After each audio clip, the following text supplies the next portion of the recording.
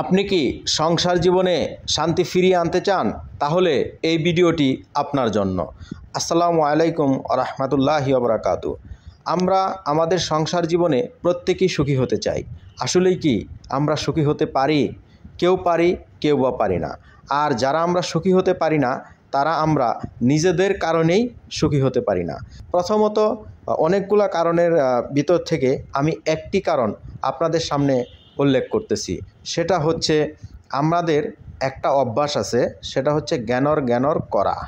অর্থাৎ কি, স্বামী কিংবা স্ত্রী যখন তখন সময় অসময়ে যে কোনো কথার কারণে আপনার কানের কাছে একই কথা বারবার ঘ্যানর করতে থাকা।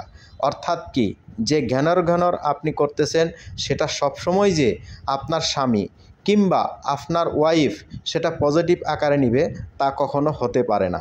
সেই জন্য আমি বলতেছি যে একটি কথা বলতে গেলে আপনি যদি আপনার স্বামীকে বলতে চান তাহলে আপনার স্বামীর মন ভালো আছে কি না সেদিকে খেয়াল করে আপনার কথাটা বলা উত্তম।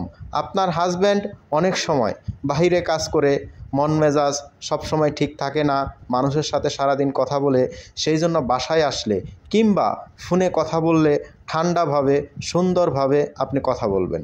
কারণ আপনি যদি ফোনে কিংবা এখন বর্তমানে বাসায় আসার সাথে সাথে আপনি ঘ্যানর শুরু করে দেন, তাহলে তার মন মানসিকতা কিছুতেই ভালো লাগবে না।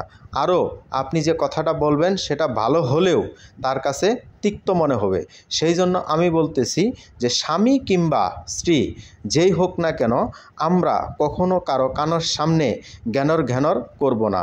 আমরা পরিবেশ পরিস্থিতি বুঝে তার সাথে আমাদের মনের কথাগুলা বলার চেষ্টা করব। সেটা হতে পারে সাংসারিক প্রয়োজন, সেটা হতে পারে পারিবারিক অন্য কোনো প্রয়োজন, সেটা হতে পারে আমাদের মনের কথা।